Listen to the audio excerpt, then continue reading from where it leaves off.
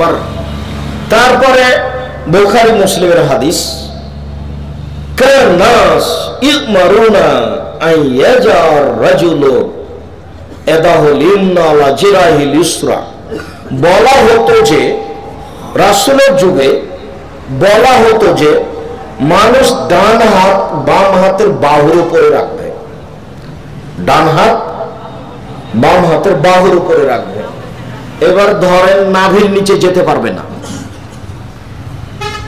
তিনটি সহিহ হাদিস বুকের উপরে রাখা, কবজির উপরে কবজি। চারটি জয়ীফ হাদিস নাভির নিচে রাখা। নাভির নিচে রাখার কোনো হাদিস গ্রহণীয় নেই। বুকের উপরে রাখবেন, হাদিস সহিহ। তারপরে আসসালামু আলাইকুম ওয়া রাহমাতুল্লাহি ওয়া বারাকাতুহু। প্রিয় ভাইরা, আপনারা দেখলেন এখানে শেখ আব্দুর রাজ্জাক বিন ইউসুফ সাহেবের একটি বক্তব্য। উনি বলতেছে যে আমরা যখন নামাজের মধ্যে তাহরিমা বাঁধি তখন আল্লাহু আকবার বলে বুকের উপরে হাত পাততে হবে। এটার সহিহ হাদিস তিনটি রয়েছে এবং নাভির নিচে বা নাভির উপরে হাত বাঁধার কোনো সহিহ হাদিস নাই। এ বিষয়ের উপর শেখ আব্দুর রাজ্জাক বিন ইউসুফ সাহেবের বক্তব্য আমরা এখানে দেখলাম। বন্ধুগণ, ঠিক এই বিষয়টা নিয়ে ডক্টর আবু বকর জাকারিয়া সাহেব কি বলেন আসুন আমরা দেখার চেষ্টা করি, এবং আবু বকর জাকারিয়া সাহেব কি বুঝাতে চেয়েছেন আসুন আমরা তা দেখার চেষ্টা করি, বোঝার চেষ্টা করি। আল্লাহ আর বলেছেন যে নাভির নিচে হাত বাঁধলে কি এটা কি জাল? না, এটা জাল নয়, এটা দুর্বল। এটা দুর্বল, জাল নয়, এটা দুর্বল। সবাই নিকটে এটা দুর্বল। হাদিসে আব্দুর রহমান মানুম আল আফরিকি তিনি দুর্বল ছিলেন বর্ণনাকারী, সেই জন্য হাদিসটা দুর্বল। অনুরূপভাবে বুকের উপর হাদিসটাও দুর্বল। তো দুইটি হাদিসে দুর্বল। হাদিস নিয়ম হচ্ছে হাত যেখানে বাঁধার, হাত স্বাভাবিকভাবে যেখানে বাঁধলে তিনটি জিনিস কাভার হবে, হাতের এটা এবং কবজি এবং এটা তিনটা জিনিস হবে। যেখানে স্বাভাবিকভাবে যায় সেখানে আপনার হাত রাখতে পারবেন। সেটা বুকের কাছাকাছি বা হাত বুকের তার একটু নিচে অথবা নাভির কাছাকাছি যায়।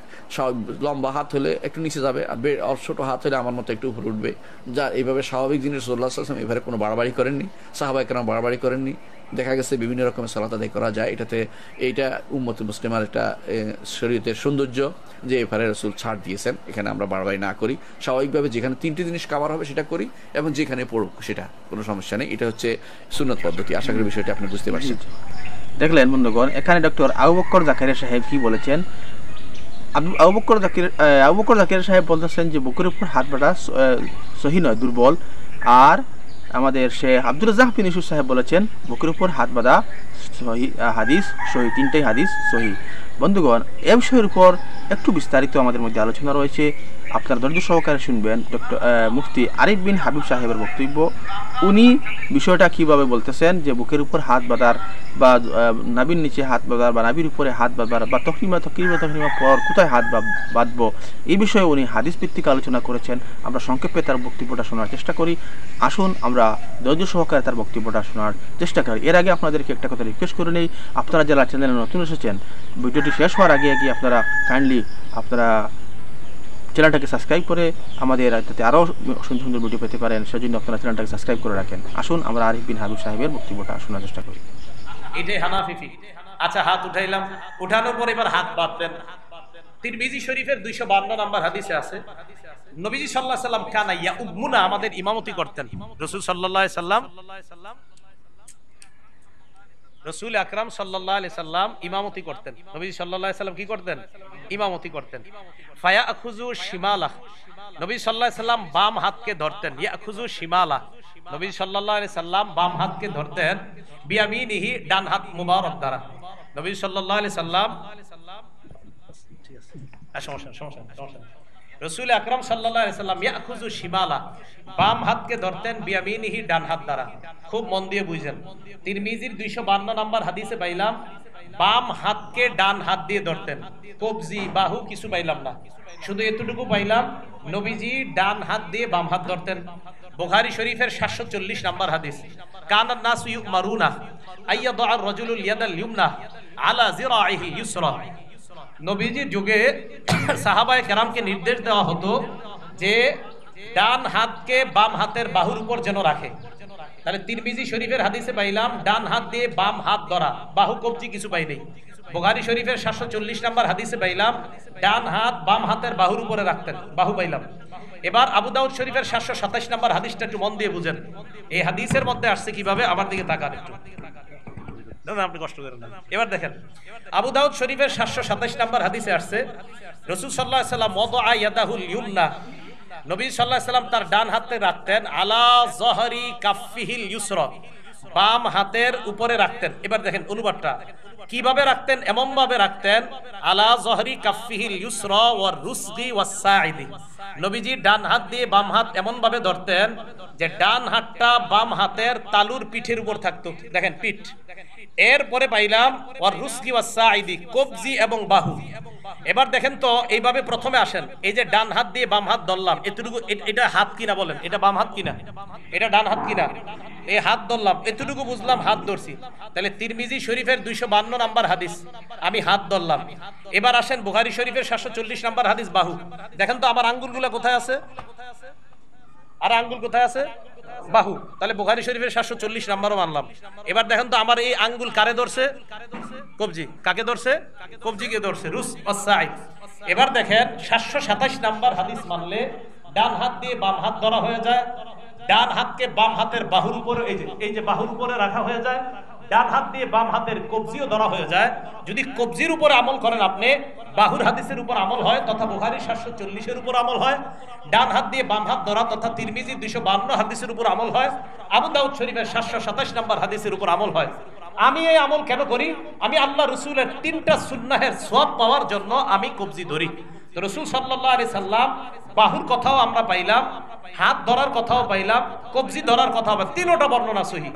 তাহলে বুখারীর উপর আমল হয়, তিরমিজির উপর আমল হয়, আবু দাউদ শরীফের উপর আমল হয়। এমন একটা পদ্ধতি আপনারা যেই শিখায়, এই পদ্ধতিটা যেই জায়গায় আপনারা শিখায় ওই জায়গার বা ওই শাস্ত্রটার নাম হানাফি ফিকহ।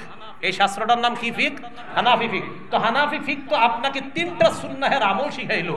হানাফি ফিকহ আপনাকে সুন্নাহ বাদ দিতে বলে নাই যে এটা বাদ দিয়ে দাও, বরং 3টা সুন্নাহের উপর কিভাবে আমল হয় এটা আপনাকে হানাফি ফিকহ শিখাইছে। তো এটাই হানাফি ফিকহ। এখানে আপনারা আমাকে বলেন এই জায়গায় হানাফি ফিকহ কোন হাদিসটার বিরোধিতা করছে, কোন হাদিসের বিরোধিতা করছে? তাহলে এই কথা কেন বলা হয় যে এটা কোরআন সুন্নাহ মোতাবেক না? বিসমিল্লাহ। এখন আমাকে যদি পার্সোনালি প্রশ্ন করেন, পার্সোনালি, আমি অন্যভাবে বলবো না, বললে আবার অনেকভাবে লাগবে যে আপনি হানাফি ফিকহ কেন মানেন, আমি জবাব দেই এইভাবে যে আমি একটা পড়াশোনা করা ছেলে, 16-20 বছর পড়াশোনা করার পরে আমি এটা বুঝছি যে হানাফি ফিকহ অনুসরণ করলে রাসূলের সুন্নাহ বেশি পালন করা হয়, তাই আমি হানাফি ফিকহ অনুসরণ করি। রাসূলের সুন্নাহ বেশি পালন হয় তাই আমি এটা করি। আপনাদেরকে আমি দেখাই দিচ্ছি এইভাবে হাদিস মানলে রাসূলের 4টা সুন্নাহ পালন হয়, এইভাবে হাত ধরলে রাসূলের 3টা সুন্নাহ পালন হয়, তাই আমি হানাফি ফিকহ অনুসরণ করি। আর আগেই বলছি হানাফি ফিকহ মানে কোরআন সুন্নাহের সুবিন্যস্ত একটা সংকলনের নাম হানাফি ফিকহ। এটা হলো, এটা নতুন কোনো ধর্ম বা এরকম এই জাতীয় কিছু না। আল্লাহ বুঝার তৌফিক দান করেন। এবার আপনি হাত রাখবেন মুসান্নাফু ইবনে আবি শাইবা 3959 নাম্বার হাদিসের বর্ণনা। এই জায়গায় আসছে আপনার ওয়াইল ইবনে হুজুর রাদিয়াল্লাহু তাআলা আনহু বর্ণনা, রাআইতুন নাবিয়্য সাল্লাল্লাহু আলাইহি সাল্লাম, আমি নবীজিকে দেখেছি, ওয়াদা ইয়াদাহুল ইউমনা আলা শিমালিহি, নবীজি সাল্লাল্লাহু আলাইহি সাল্লাম তার ডান হাত বাম হাতের উপর রাখছে, ফি সালাতি তাহতা সুররা, নামাজের মধ্যে নাভির নিচে তার হাত রাখছে। এই হাদিসের সনদ সহিহ। মুসান্নাফু ইবনে আবি শাইবা 3959 নাম্বার হাদিসের বর্ণনা, আমি নবীজিকে দেখলাম ডান হাত বাম হাতের উপরে রাখছে নামাজের মধ্যে। আচ্ছা এবার শুনেন, আমি প্রশ্ন হলো হুজুর আচ্ছা অন্যগুলা মানলে সমস্যা কোথায়, এটাই আপনি মানতে হবে কেন? আমি কেন মানি দেখেন। তাহলে এটা পাইলাম মুসান্নাফু ইবনে আবি শাইবার পরের বর্ণনাটা 3960 নাম্বার বর্ণনা, ইব্রাহিম নাখাই রাহমাতুল্লাহি আলাইহি তিনি ওয়াদা ইয়াদাহুল ইউমনা আলাল ইউসরা তাহতা সুররাতি ফিস সালাত, উনি ওনার ডান হাতকে বাম হাতের উপর রাখতেন নাভির নিচে। এরপরে 3900 আপনার 60 নাম্বার বর্ণনা, তো এটা পাইলাম আজীব একটা বর্ণনা কি, ইমাম আহমদ ইবনে হাম্বল রহমতুল্লাহি আলাইহি এবং ইসহাক ইবনে রাহওয়াই, ইসহাক ইবনে রাহওয়াই ইমাম বুখারী রহমতুল্লাহ আলাইহির উস্তাদ। এবারে এই বাংলাটা একটু বলেন, ইসহাক ইবনে রাহওয়াই কার উস্তাদ? আবার বলেন কার উস্তাদ?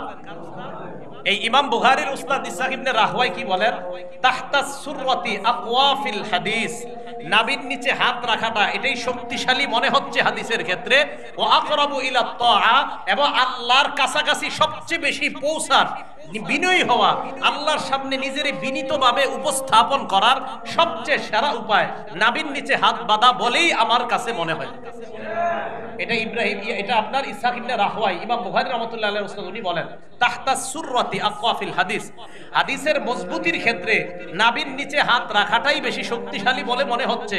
ওয়া আকরাবু ইলাল্লাহ, আল্লাহর কাছাকাছি যাওয়ার ক্ষেত্রেও নাভির নিচে হাত রাখাটাই আমার কাছে বেশি শক্তিশালী মনে হচ্ছে। ইমাম বুখারী রহমাতুল্লাহ আলাইহির উস্তাদ ইসহাক ইবনে রাহওয়াই, এটা ওনার বক্তব্য। তা এখন আপনি বলবেন কেন করেন?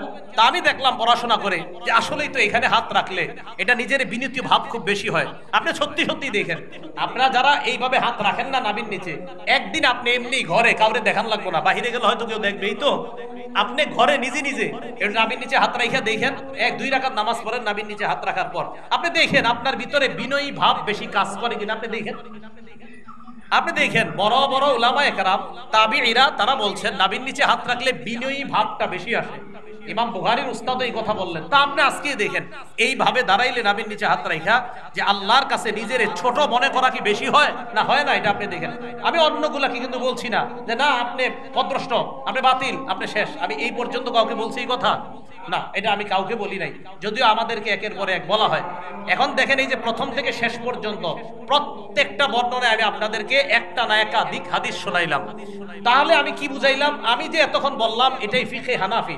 এখন ফিকহে হানাফির প্রত্যেকটা মাসালা যে বললাম, আমি কি একটা দলিল দিছি না প্রায় মাসালায় একাধিক দলিল দিছি? তো যেই ফিকহে হানাফি আপনারা এটাই শিখায় যে হানাফি ফিক মানে এক মাসালায় একটা আমলের ক্ষেত্রে একাধিক দলিল থাকে এবং একাধিক দলিলের সমন্বয় করে যে ফিক, এটাকে বলা হয় হানাফি ফিক। তো বন্ধুগণ, আপনারা এখানে দেখলেন মুফতি আরিফ বিন হাবিব সাহেব কিরকম দলিল ভিত্তিক বিষয়টা উপস্থাপন করেছেন এবং আব্দুর রাজ্জাক বিন ইউসুফ সাহেব এবং ডক্টর আবু বকর জাকারিয়া সাহেবও বিষয়টা কিভাবে উপস্থাপন করেছেন। বন্ধুগণ, এখন আপনাদের উপরে আমি ছেড়ে দিলাম, এই যে 3 জনের বক্তব্য আপনারা শুনলেন, এর থেকে কার বক্তব্যের মধ্যে সবথেকে বেশি যুক্তি এবং হাদিস রয়েছে এবং সবথেকে বেশি সুন্দরভাবে কে বুঝাতে পেরেছেন আমাদেরকে, তা আপনারা বিবেচনা করবেন এবং ভিডিওর কমেন্টে আসে আপনার মূল্যবান মতামতটা অবশ্যই জানাবেন এবং চ্যানেলে যদি নতুন এসে থাকেন অনুগ্রহ করে চ্যানেলটাকে সাবস্ক্রাইব করে আমাদের সঙ্গে থাকবেন, যাতে আরও সুন্দর সুন্দর ইনফরমেটিভ ভিডিও আপনাদের সম্মুখে উপস্থাপন করতে পারি। আসসালামু আলাইকুম ওয়া রাহমাতুল্লাহি ওয়া বারাকাতুহু।